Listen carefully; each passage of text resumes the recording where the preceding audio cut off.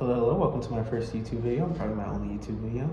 So this video specifically made for how operant mind conditioning works and how conditioning in general works and how some companies or places that try to sell you things could use this tactic to get you to try to buy certain items or products. So over the course of the next few months, I am going to be experimenting on my friend who gave me consent to do this, on trying to get him to associate me with food. This experiment is starting on March 7th and will be ending on May 1st or the end of April. So before we start and head into the details of the experiment and the other stuff and how businesses could use this in their sales, I'm going to start by explaining what conditioning is. So conditioning refers to a learning process in when a person or even animals learn to associate a stimulus with a specific response. What is a stimulus? It is something to cause a reaction. A stimulus itself is not the reaction. For example, when you get stung by a bee, that is a stimulus. So for starters, we're going to be using, which a lot of psychologists, people who've been through psychology in school may know about Ivan Pavlov's dog experiment. Ivan Pavlov's dog experiment was the first example of classical conditioning, and we're going to walk through how it works for classical conditioning. And we're going to do that in the form of a math problem. So for this example, dog is the one being tested on. The dog is the experiment, the one that's being conditioned.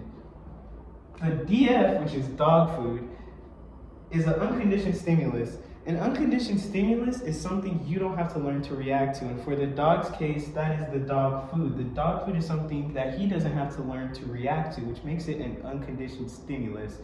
Now, the unconditioned response to that unconditioned stimulus would be the dog salivating. The dog salivating is the unconditioned response, which is a response he didn't have to learn to do. He automatically did that the moment he was introduced to the unconditioned stimulus, which is also something he didn't have to learn to react to. This is where we introduce neutral stimulus, conditioned stimulus, and conditioned response.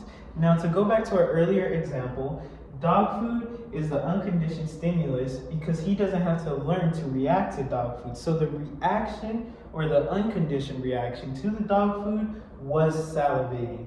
Now, where does the bell fit into this? The bell is the neutral stimulus. The neutral stimulus is something that has no association to the dog food or salivating yet. However, after feeding the dog so many times without the bell, later, Pavlov started to ring a bell whenever dinner was ready.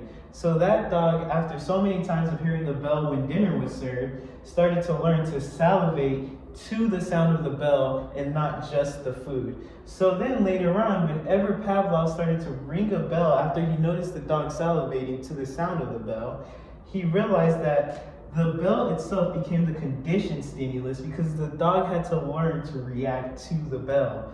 And that makes salivating the conditioned response to said conditioned stimulus. Now, most times, 9 times out of 10, the goal of classic conditioning is to get this reaction, your unconditioned response, to react to something that has no association to the unconditioned stimulus. Now, this means that 9 times out of 10, your unconditioned response will most likely end up being your conditioned response after the experiment or conditioning. So to get into operant conditioning is a way people and animals learn by experiencing through consequences for what they do and changing their environment to get that behavior that you would want or want to see. And this could happen by a few things, and I'm going to show an example right here. So to head into operant conditioning, we're going to start off with positive reinforcement. What is positive reinforcement in operant conditioning? So positive reinforcement is when you add or give something to that environment that the person will like, and in this will increase the behavior that you would like to see. So for example, we're going to use a dog and teaching it to sit. Where does this work in operant conditioning? Well, whenever you want the dog to sit, you will give it a treat. So every time you give it a treat, the dog will learn to sit more, or will want to sit more because he wants that treat. So you'll get the treat plus dog, which will equal more sitting, which is the behavior that you want to see. You want to see that dog sit every time you say sit. So now you're gonna get the dog to think it's gonna get a treat every time you ask it to sit, which will increase that behavior that you want to see of that dog sitting. So for this example, we're going to be going over negative reinforcement. For negative reinforcement, it is when you remove something from that person's environment that they did not like or found unpleasant to create a more better environment and to increase the likelihood of a behavior that you would like to see. So for example, we're going to be using car companies and how they want you to put on your seatbelt. So when car companies in this day and age make newer cars, they include a beeping noise. This beeping noise will persist until you put on your seatbelt because they want you to be safe. So the likelihood here that they want to increase is you putting on your seatbelt. And how are they going to do that? By adding a beeping noise. Now this is where negative reinforcement plays in, because you don't want to hear that beeping noise anymore. So what are you going to do? You're going to put on that seatbelt until you hear no beeping, and then you can continue listening to your music. So to summarize, negative reinforcement is taking away something that you don't like. And in this case, the thing you are taking away is the beeping noise. Now for the next part of operant conditioning, we're going to be going over punishments. Punishments can come in two ways in operant conditioning. We can have positive punishment, which sounds crazy, or we can have negative punishment. So positive punishment, for starters, is adding something to that person's environment that they don't like so you could increase the behavior that you want to see.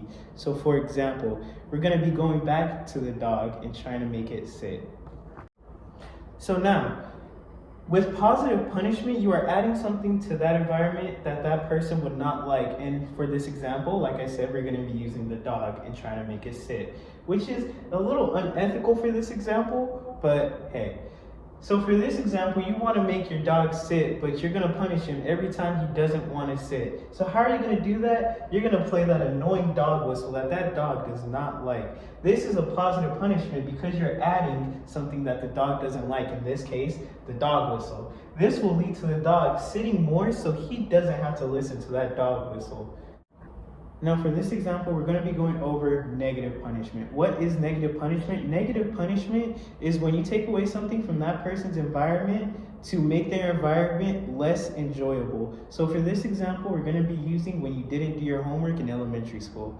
So in elementary school, your teachers would want you to do your homework. So to increase this behavior, whenever you didn't do your homework, you would have no recess.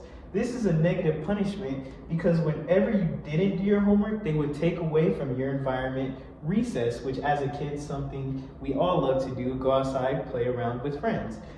But this is a negative punishment because they're taking away what you enjoy, which is recess. Now to summarize what we just went over for negative punishment is when you remove something from that person's environment that they personally love to make their environment less enjoyable or less likable, so they could increase the behavior that you want to see. So what we just went over is the difference between classical conditioning and operant conditioning. So now we will be heading into the experiment I did on my friend. He did give me consent for this experiment. He did ask for his face not to be shown in the video, so you will just see his body. And there will be a Word document from day-by-day process of me keeping records of him and how he reacted. And obviously just stuff to go along with this video. So for a short explanation of the experiment that I did to him, I wanted to classically condition him to associate me with giving him food. So Dennis, how was your day? Pretty good. It is pretty calm. So you remember a few months back, before spring break ended, I asked if I could do an experiment on you. Do you remember this? Yes, I do recall this. And I said I would not tell you what the experiment was until the end, but I did confirm that I will not cause bodily harm to you. Do you remember this? Yeah. Okay. Have you been aware of what the experiment is so far? No. Okay. Have you noticed any reoccurring patterns throughout the days that I've seen you on campus? Not that I'm aware of. Now, for my next question, I want to ask you, have you noticed anything different in my actions? No, everything seems to be the same. Okay. So, the experiment I did to you, you gave me full consent, and it was an experiment that was new, my first time actually. So, what I have done to you is I have tried to operantly condition you to expect a food item from me every time I enter a room that you are in and we communicate by dapping each other up or handshake. Have you noticed that? Yeah.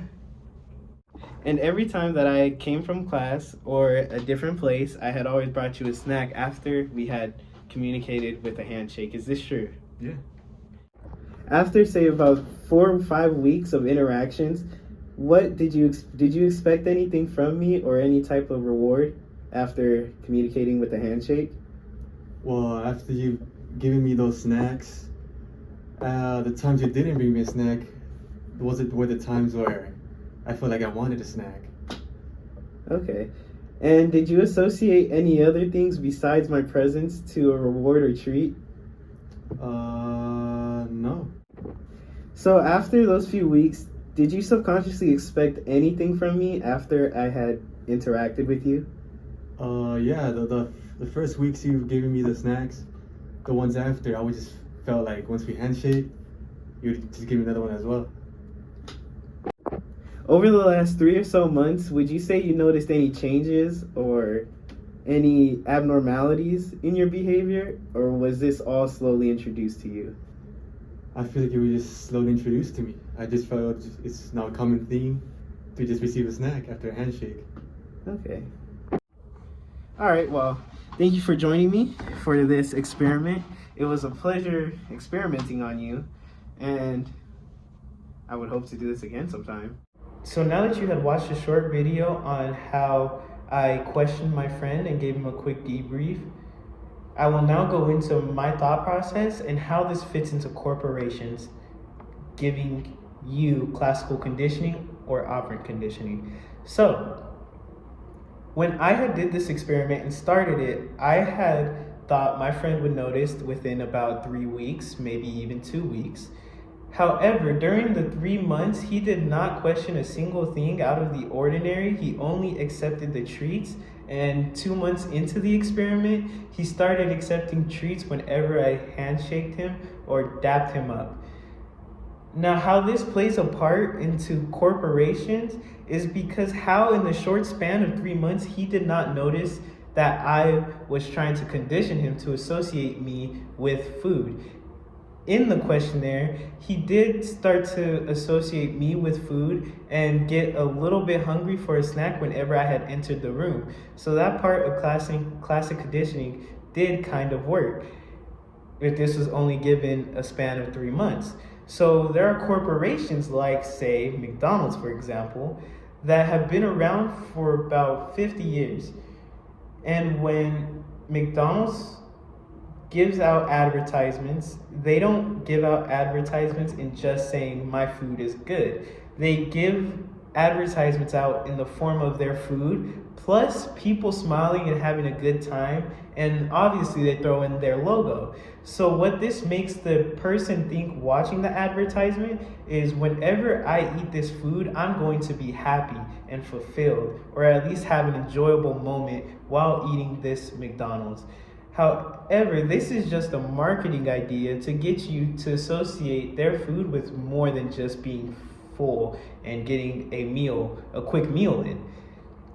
Now, how operant conditioning plays into McDonald's and other corporations is you probably have seen when a popular movie comes out. For example, I'm going to use the Minecraft movie. The Minecraft movie did very well, as you guys may have known or may have not known. The Minecraft movie did amazing numbers in theaters. And quick to that news, McDonald's released a toy associating the main character of that movie, which is an actor commonly known as Jack Black, they made a toy of Jack Black in the Minecraft movie as a thing you would get if you bought the food. So the behavior that McDonald's would like to increase is not just you buying their food, but you spending your money at McDonald's, which then in return, to increase this behavior, they will give you a positive reinforcement by giving you an action figure or toy that you cannot buy in other stores. They will give you a toy with your Minecraft meal so that you have a likelihood of collecting, say, all the toys that they released alongside that Minecraft collaboration. This has also been seen in other collaborations, say when McDonald's collabs with Pokemon. Pokemon is a card collecting game, or a anime as some people may know it as. And when you collect cards, it is most people's main goal to collect all the cards. So the operant conditioning that plays when McDonald's is doing a collaboration with, say, McDonald's, is when McDonald's gives you a card for buying the meal, they will give you a positive reinforcement by giving you that one card, and you will come back to buy more McDonald's meals because you want to collect all the cards or the different variety of cards that they have. Now moving on from the food examples, because I know you're all a little hungry after hearing those food examples, you will now be heading into a different example, which is a car example. More specifically, car commercials. Whenever a car commercial is playing, they usually have a catchy song or a catchy jingle or a popular song that everybody knows. You don't need to learn to react to a song. You usually feel good emotions if you like the song. So when a car commercial uses a catchy song, that is making the song an unconditioned stimulus. So then this leads to the catchy song leading to an unconditioned response. That unconditioned response is thinking of good times. So now it is an unconditioned response because you don't have to learn to react to music. However, the car in this situation is a neutral stimulus because you feel nothing when you see the car. Now, the car becomes a conditioned stimulus because you heard it paired with this song, with this catchy song that you can't get out of your head, and it just rings and rings in your head everywhere you go. Now you're associating this catchy song with the car. Now whenever you see that car, you're gonna think of that commercial, which that commercial told you you're gonna have good times in this car. So the conditioned response is thinking of good times in that car. And that car became the conditioned stimulus because it made you think about those good times. And now that we have went over everything that has to do with classical and operant conditioning and how corporations can use them and how my experiment ties into this corporations using these tactics, I would like you to sit back and think whenever you're buying something, am I being conditioned to buy this, or am I willingly buying this out of my own free will because I genuinely want this product? And now that will conclude today's video. I thank you for watching, and I hope you all have a wonderful day.